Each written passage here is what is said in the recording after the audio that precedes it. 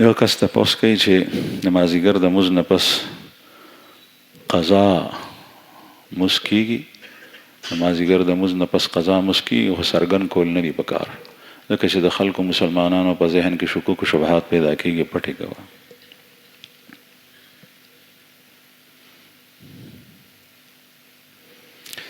یو کس تپوس کوي چې زما والد صاحب فوت شوی دی، که چېرې زه د هغه دپاره دعا صدقه او خیرات کوم او د هغه دپاره ایصال ثواب کوم، نو هغه ته پته لګي، نو د پته لګېدو تپوس کولو ته ضرورت نشته، او پته هم لګي الله جل شانه چې خبر کی نو مړی خبریږي، او باقی ثواب رسی. کله چې سړی یو نیک عمل وکړي او د هغې ثواب مړي ته وبخي نو رسی. حضرت سعد رضی الله عنه د رسول الله صلی الله علیه وسلم صحابي دی. هغه ووی چې یا رسول الله، زما مور زما سره ډېره مینه وه، زما هغې سره ډېره مینه وه، هغه ناڅاپي مرګ باندې مړه شوه، زه نه ومه، بهر وم، چې زه رالم مور مې مړه وه. اوس زه دا غواړم چې زه یو عمل خیرات مور پسې وکړم، نو هغې ته رسي ثواب. رسول الله صلی الله علیه وسلم ورته وفرمایل چې او، نو یو باغ و هغه یې د مور دپاره صدقه کو.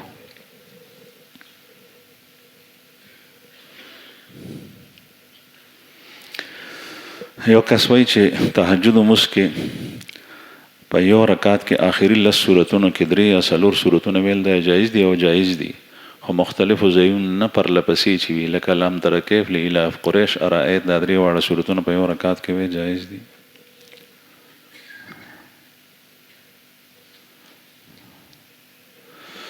بل تپوس یې کړی دی چې 4 رکعاتو نفلو کې په هر رکعت کې 15 ځله سورې اخلاص ویل او بیا نبی کریم صلی الله علیه وسلم ته ثواب بخل، دا جایز دی او که نه؟ زمونږ علما وایي چې ایصال ثواب رسول الله صلی الله علیه وسلم تم کولی شي. هغې ته الله جل شانه دومره لوړه مرتبه ورکړې وه چې هغې ته ضرورت نشته، لیکن دا د انسان د سعادت خبره ده. دویمه دا چې تا ذکر کړي چې په هر رکعت کې 15 ځله سوره اخلاص ووایې، نو چې کومه طریقه په احادیثو کې او سنت کې ثابت نی، هغه د ځان نه مه کو. بل تپوس یې کړی دی چې د تهجد لمونځ کم از کم 100 رکعتونه دي او زیات نه زیات 100 رکعتونه دي. 12 رکعتونه زیات نه زیات دي او کم از کم 6 رکعتونه یا 4 رکعته دا هم ثابت دي.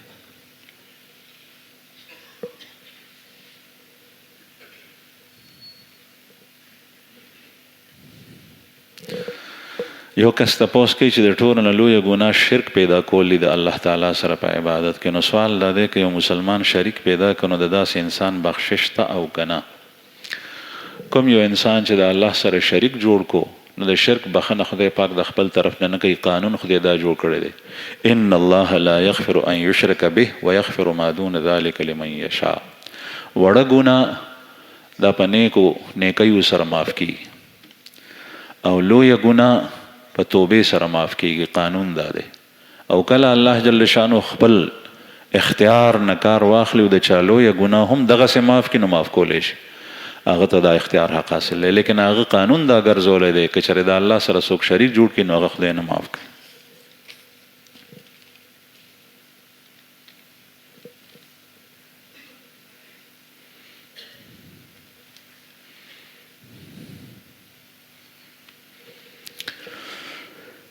یو کس وایي چې زما عمر تقریبا 60 کاله دی او زه چې کله په خپل کور کې خلکو ته دعوت ورکوم د دین، نو هغوی په ما پورې خاندي او زما سره ټوکې کوي چې تا ځان نه عثمان غني جوړ کړی دی.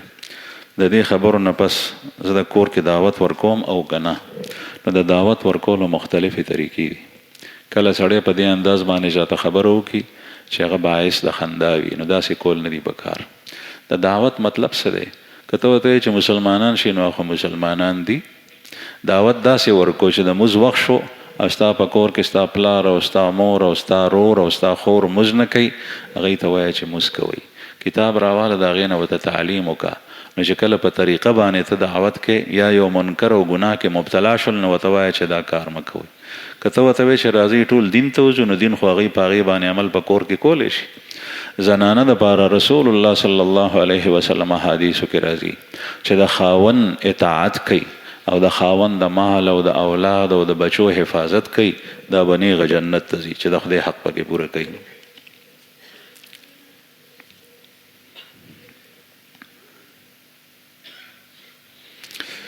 یو کس تپوس کوي چې آیا داسې جرم شته په دې دنیا کې چې د الله تعالی په دربار کې د هغې بخشش نه وي، او کفر او شرک داسې جرم دی چې دا خدای نه معاف کوي؟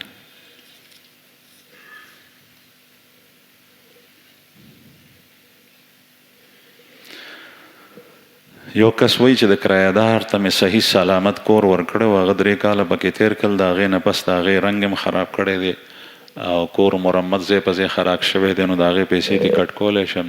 نه شي کټ کولی، ځکه چې دا مرمت عموما چې په کرایه څوک کورونه ورکوي دا د کور په مالک باندې وي، یا د هغې په عوض کې مال وصولوي، او که خبره یې ورسره مخکې نه کړې وي عقد دوران کې، نو بیا ټیک ده. یو کس وایي چې یو سړی دی هغه حرامې پیسې ګټي، نو آیا د ده په دې ګناه باندې به د ده د اولاد او د ده د زوی ګرفت کیږي او که نه؟ نو د پلار په ګناه باندې به زوی نه نیولی کیږي. رسول الله صلی الله علیه وسلم ته یو کس رالو، بچی راوستو، وی چې یا رسول الله هذا ابنی، دا زما زوی دی، د دپاره دعا وکړه. نبی کریم صلی الله علیه وسلم ورته دعا وکړه، وی فرمایل لا تجنی علیک ولا یجنی، لا تجنی علیه ولا یجنی علیک، ته به د ده په سر ګناه نه کوې، جرم نه کوې، او دی به ستا په سر جرم نه کوي، چې زه به جرم وکړم ته به ووایې او دا برداشت کوي به مې زوی مې شته، هغه به یې پورته کوي. نه، قرآن کریم کې الله پاک فرمایي لا تزر وازرة وزر اخرى، د یو ګناهګار نفس ګناه به بل کس نه اوچتوي، د پلار ګناه به زوی نه اوچتوي. البته یو شی شته، هغه دا چې کوم سړي حرام ګټلی او په اولاد باندې حرام خرولی، نو په دې اولاد کې د حرامو اثر راځي، دې اولاد کې د حرامو اثر راځي. کوم سړي چې حلال ګټلی او په اولاد باندې حلال خرولی، نو په دې اولاد کې د حلالو اثر راځي. او دا قرآن پاک وایي. خضر علیہ السلام او موسی علیہ السلام چې په سفر تلل او په یو کلي تیرېدل، او په هغې کلي کې په یو لارې سره په کوڅه کې دیوال اړخنو را پرېوتو والو، خضر علیہ السلام هغه دیوال نیغ کو، او بیا وجه د هغې دا بیانوله چې د دې پر یو رده کې پلار دا د 2 ماشومانو دی، هلکانو دی، او پلار د هلکانو ته په هغې رده کې پیسې ایښې وې، مال یې ورته ایښی و، که دا دیوال را پرېوتی وی هغه رده به ښکاره شي و، هغه مال به څرګند شي و، هغه به خلکو وړی و. نو دا د پلار د نیکوالي او د صلاح قرآن کریم ذکر کړي دي چې د هغې پلار نیک سړی و. نو الله پاک د هغه د صلاح او د نیکۍ دومره خیال وکړو چې د هغه بچو ته هغه اثر رسیږي. نو اثر رسیږي بچو ته، د حرام مال اثر رسیږي، اولاد شیطانان وي، سبا چې ګوري نو کله به ورته یو غم راوړی، کله به ورته بل غم راوړی، او چې حلاله ګټئ نو هغې کې خیر وي. یو کس تپوس کوي چې د غسل دوران کې د تیمم ضرورت شته او که نه؟ د غسل دوران کې تیمم ضرورت څه دی؟ چې څنګه اودس کې تیمم ته ضرورت نشي، داسې غسل ته. او که ته دا تپوس کوي چې یو سړی په حالت د جنابت کې شي لامبلی نه شي، نو او تیمم کولی شي.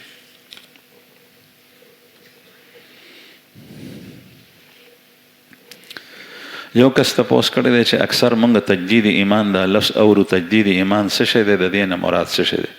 تجدید ویل کېږي نوي کولو ته، او ایمان نه مراد ایمان نه. تجدید ایمان دا دی چې خپل ایمان تازه که.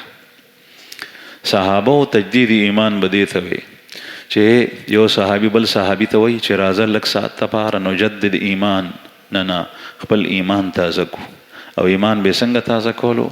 بیا به وی لا اله الا الله، لا اله الا الله، وی دې کلمې سره ایمان تازه کېږي. او حدیث مبارک کې راځي چې خپل ایمانونه تازه کوئ، او طریقه رسول الله صلی الله علیه وسلم دا خولي چې لا اله الا الله ډیر وایي. او زمونږ په دې نن سبا زمانه کې چې تا ته څوک وایي چې ایمان تازه که، د دې مطلب دا دی چې ستا د خولې نه داسې خبر راوتي دی چې هغه شکی ده، چې هغې سره سړی کفر ته وځي، او یا داسې حرکت ته کړی دی چې هغې سره سړی د ایمان نه کفر ته وځي. نو د هغې شک د ازالې دپاره لا اله الا الله محمد رسول الله ووایه، ایمان تازه که.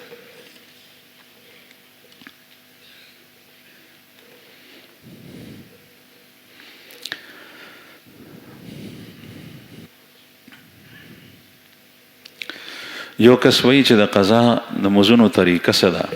د قضا مزونو طریقه دا ده که تا ته شمیر معلومي چې ما نه 5 مزونه قضا شوي دي، نو د هغې ورځ او د هغې مز نوم اخله، د فلانکۍ ورځې فلانکۍ د سحر مز ما نه چې قضا شوی، یا الله هغه مز ادا کوم.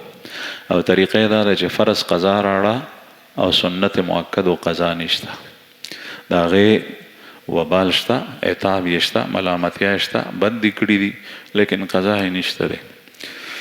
او بل تپوس یې کړی دی چې د ماښام په وخت کې د مازدیګر یا د ماسخوتن قضا مونځ کوو، نیت به یې څنګه کوو؟ نو داسې به کې چې ما نه د فلانکۍ ورځې د مازدیګر کوم مونځ قضا شوی دی 4 رکعاته هغه کوم.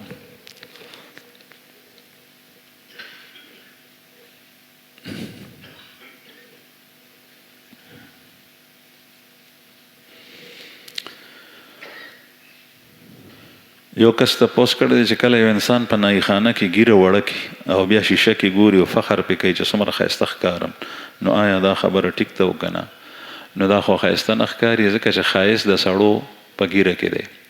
د یو فرښتو ذکر دا دی، تسبیح دا دی، سبحان من زین الرجال باللحا وزین النساء بالزواهب. پاک دی هغه ذات چې سړو ته ښایست ورکړی دی په ګیرو باندې او ښځو ته ښایست ورکړی دی په زلفو باندې. ښځه چې سر ویښته کل کی یا لنډ کی واړی کی نو دا بد ښکاري، او سړی چې د ګیرې ویښته پرې کی نو دا بد ښکاري، ځکه چې د سړي په زنه باندې ویښته وي. او دا که نن سبا څوک وایي چې زه دې کې ښایسته ښکارم، د ده مثال هغه دی چې یو کیسه مې اورېدلې وه، وایي چې یو ملک یو بادشاه هغه بادشاه چې کوم دی نو اولاد نو، غم کې به پروت و چې زما به زوی نی نو دا حکومت به مې بل چا ته لاړ شي. نو زوی وشو خو د هغه غوږونه نه و. چې زوی وشو وزیر خبر شو، وزیر ورته مبارکي ورکوله، دی خفه و، ورته وایي چې صاحب ستا خو زوی شوی دی. وایي زوی مې شوی دی، وزیر خو غوږونه یې نشته. په خفه په دې یم چې دی ناست او دا نور خلک غوږونه والی نو دی به باچایي څنګه کوي، خلک به ده پورې خاندي. نو وزیر ظالم و، نو هغه ورته ووایي چې صاحب یو خبره درته ښیم، په هغې ضابطې عمل وکړه، بیا به هېڅ هم نه وي څه.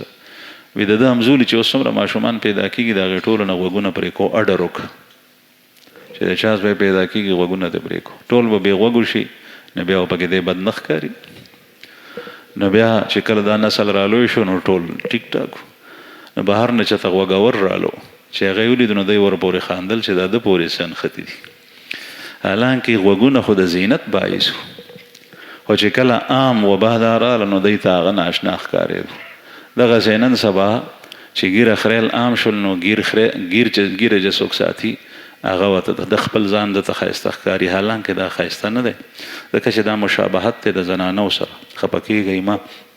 حدیث مبارک کې راځي، رسول الله صلی الله علیه وسلم فرمائی لعن الله المشبهین من الرجال بالنساء والمشبهات من النساء بالرجال. الله پاک لعنت استی په هغه سړو باندې چې څوک خپل شکلونه د ښځو په شان جوړوي او په هغه ښځو باندې چې څوک خپل شکلونه د سړو په شان جوړوي.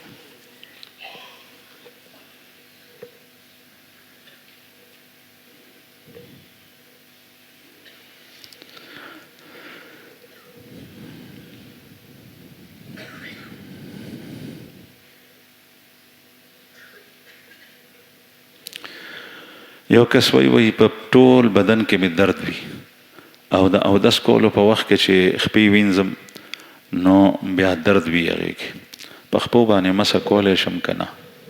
د ډاکټر نه، مسلمان ډاکټر نه تپوس وکړه، که هغه تا ته وایي چې د خپې وینځل د نقصاني د بیماري دی اوږدېږي نو بیا مه وینځه، او هسې که تکلیف د تکلیف د وجې نه نشه پرېښی وینځئ به. بل تپوس یې کړی دی چې په کور کې مې 2 سپي ساتلي دي، هغه اکثر چې کوم دی نو کپړو سره خوله ومږي، نو آیا دا کپړې به مزد دپاره بدلوم او که دا بلمازه شوي؟ نو سپی چې کله دا خوله ولګوي کپړو سره نو کپړې د بلمازه شوي، مزد دپاره به بدلې. او اس بیسه په کور کې 2 سپي ساتل، رسول الله صلی الله علیه وسلم فرمای لا تدخل الملائکة بیتا فیه کلب او سورة وفي روایة او جنوب. هغه کور ته فرښتې د سکون د رحمت د اطمینان نه داخلي کوم کور کې چې سپی وي. بل حدیث کې راځي چې د یو قیرات عمره ثواب د هغې کور د مالک نه کمیږي چې کوم سپی ساتلی، فضول سپی ساتلی. نو ته خپل اجر چې کوم د مزد تلاوت په شکل کې جمع کوې هغه هم کمیږي، کور ته د فرښتې هم نه داخلېږي، د سپي ساتلو ته څه ضرورت دی؟ او د سپي جوټه چې کوم دی نو هغه ناپاکه ده، کپړې به خامخا بدلې. البته پیشو چې کوم دی نو د هغې د جوټې په باره کې اجازت شته دی یو حده پورې، چې کله یې خولې سره څه ګن نه نښتی.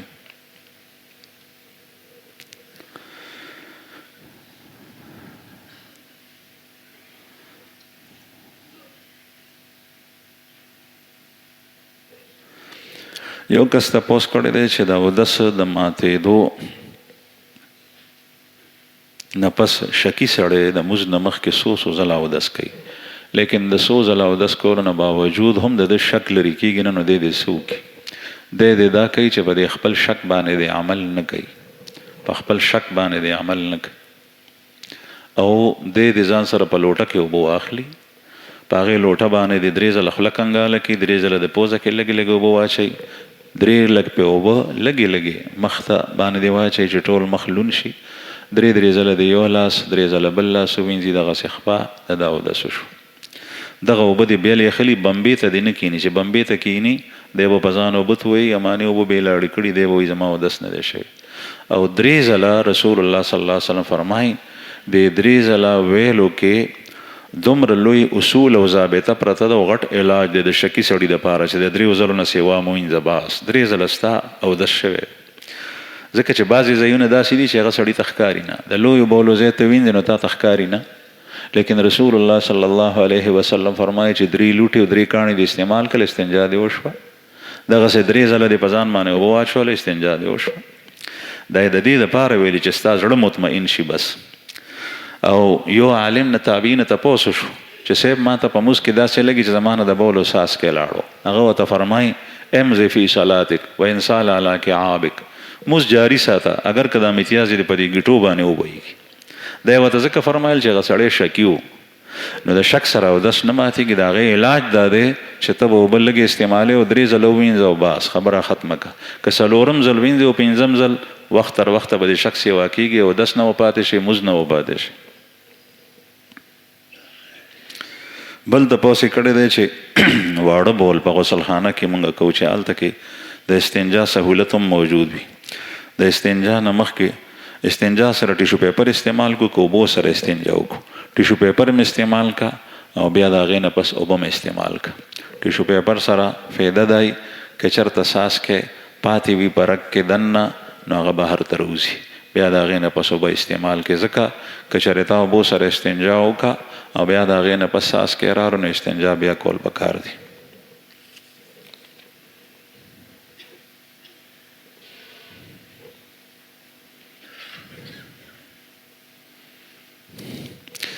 یو کس وایي چې زه خپل کور په کرایه باندې ورکوم، لیکن ډېر کرایهدار داسې وي چې هغوی بد اعمال کوي لکه تاش، لوډو وغیره وغیره. په دې کې ماته څه ګناه خو نشته، حالانکه زه شرط هم داسې لګوم چې د دې اجازت پکې نشته. دا ته ښه کې ښه خبره کې، او چې پوهېږي چې یو سړی د ګناه دپاره دا کور استعمالوي هغه ته یې مه ورکو، نیک سړي ته یې ورکړه. او که داسې وشول نو کور ستا په کرایه ورکول جایز دي، کرایه اخیستل هم تا دپاره حلال دي، لیکن د یو خبرې خیال ساته، هغه دا چې دا سړی داسې ګناه کې نه مبتلا چې خواوشا ګاونډیان ته تنګ وي. که ګاونډیان ته تنګ وي هغوی ته اذیت رسي نو داسې سړي ته کور مه ورکو.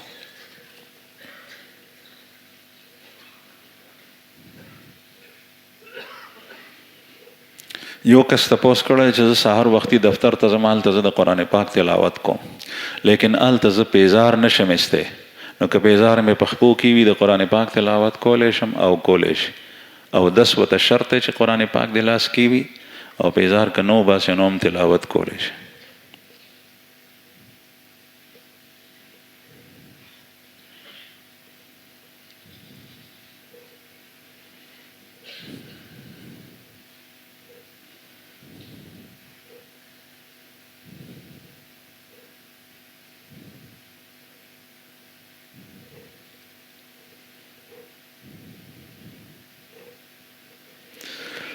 یو کس وایي چې زه پرایویټ سکول چلوم او په هغې پسمانده علاقه کې دی، او چې کله ماشومان غیر حاضري کوي نو د ورځې 10 روپۍ جرمانه پې ما لګولي، د هغه اخلم.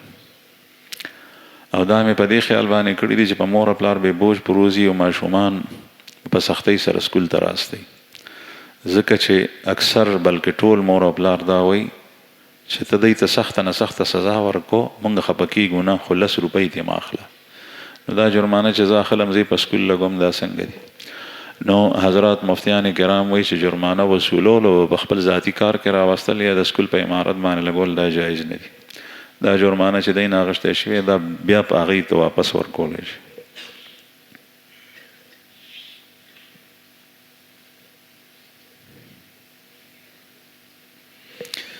یو کس وایي چې زمونږ په کور کې یو چرګه ده، هغې هګۍ اچولې ده او په هغې باندې د الله نوم لیکلی شوی دی.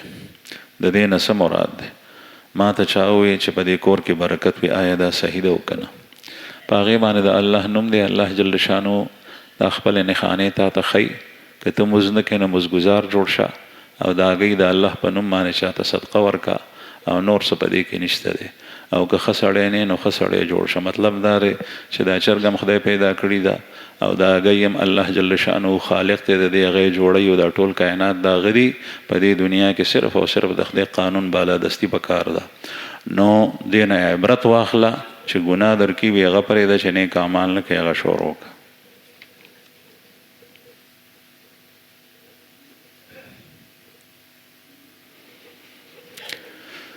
یو کس وایي چې زما پلار اکثر په وړو وړو خبرو باندې رشته دارانو سره نور خلکو سره نښلي او بېعزتي کوي. د یو زوی په حیثیت سره زه هغه په یوم نه داسې کولی شم او کله کله تلخ کلامي هم واقع شي. نو پلار پویولی شي، ښه مشوره ورکولی شي، نصیحت کولی شي، امر بالمعروف کولی شي، نهی عن المنکر کولی شي. لیکن د پلار حیثیت ته زوی پلار په مرتبه کې تا نه زیات دی، په نرم او پسته باندې پویوه. هغه سره تریخ انداز مه استعمالو، سختی ورسره نشي کولی، پویولی شي.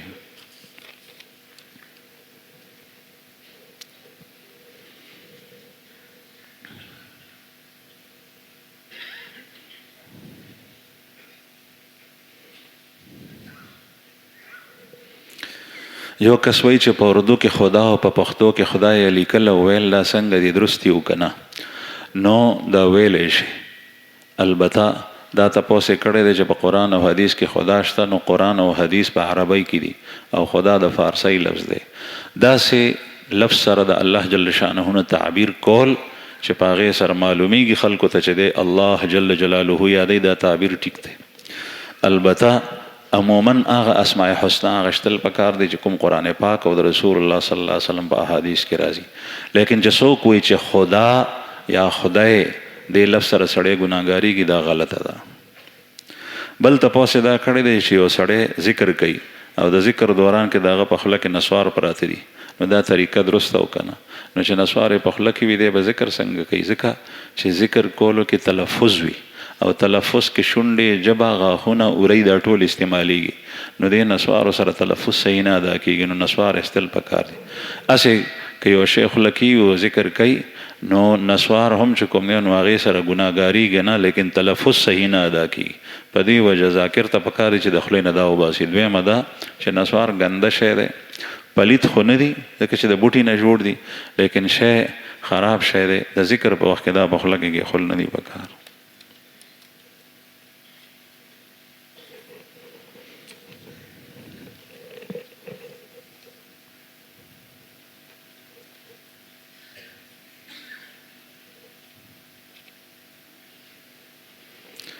دا بیا چا تپوس کړی چې واړه بولو کې وټي شوبې پر سرزان اوچنه کې په اوبو باندې او دس او استنجاو کې نو پلیتی زی او که نه؟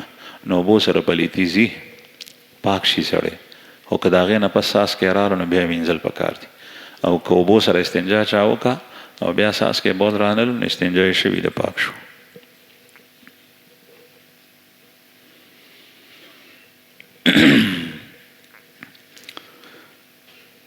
یو کس تپوس کړی چې محمد طیب نوم کې خل څنګه دي؟ دا فلا تزکو انفسکم هو اعلم من اتقى خلاف خو نه ده. نو محمد طیب یا طیب نوم کې خل جایز دي. محمد د خوږ پیغمبر صلی الله علیه وسلم نومو او طیب د رسول الله صلی الله علیه وسلم بچه او صاحبزاده په وړوکوالي وفات شوی د هغه نومو.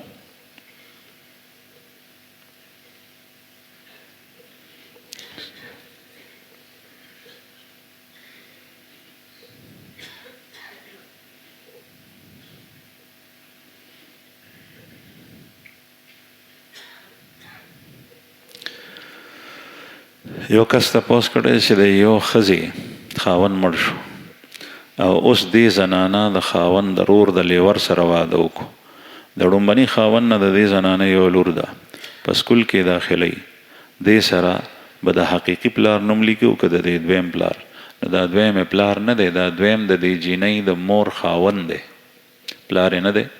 پلار یې هغه دی چې د چا د نطفې نه دا پیدا ده. نو دا د سکول په وخت کې هر ځای کې په کاغذونو کې یا د نکاح په وخت کې چې کله د دې نوم اخیستی شي نو هغه خپل پلار به ورسره یادېږي.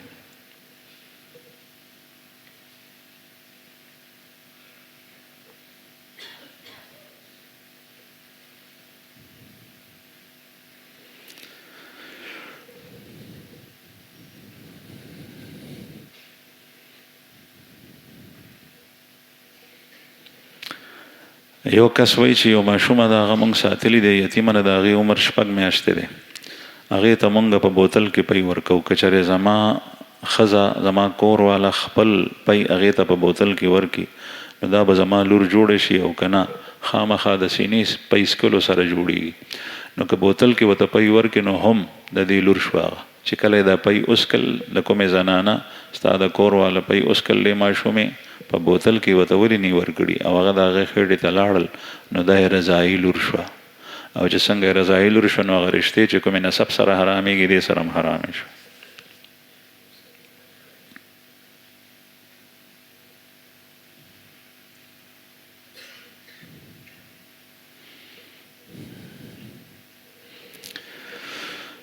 یو کس تپوس کړی چې زمونږ په کور کې دا مشران وایي چې توره کپړه واچې نو دې سره حادثه پیښیږي او چې کله د شیشې بنګړي واچوي څوک نه دوی سره هم حادثه پیښیږي. دا څنګه ده؟ دا توهمات دي، شکوک او شبهات دي او توهمات پسې د سړي عقیده خرابېږي. د دې نه بچ کېدل پکار دي. د حادثو تعلق د دې سره نه دی، هغه د الله جل جلاله د تقدیر سره دی.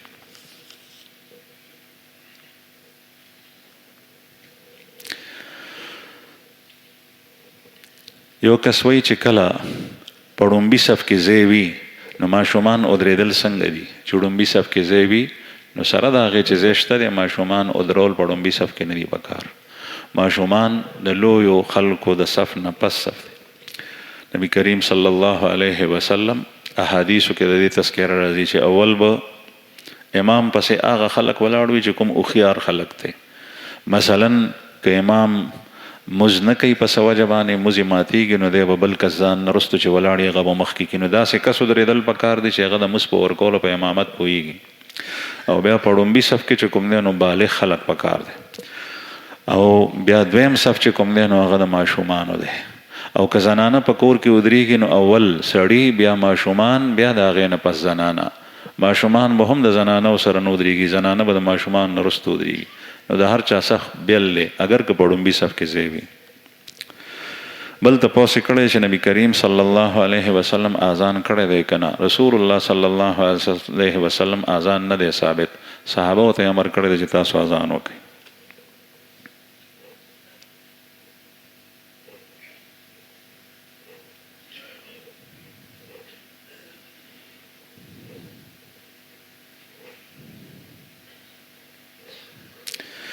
یو کس تپوس کړی دی، لوی سوال دی، د هغې خلاصه دا ده چې سړی په سفر کې وي فرض وکړي نو سنت به ورسره کوي که نه؟ وی چا وی چې کوي به چا وی چې نه به کوي. نو سنتو حکم تاکید په سنتو کې پاتې نشي. که یو سړی په حالت د سفر کې وي او فرض یې وکړ سنت نه کوي نو د پرېښو اجازه شته، خصوصا چې روان وي. او چې کله آبادي ده هلته کې ته ایثار یې یو ورځ دوه ورځې مثلا نو هلته ورسره بیا سنت کو.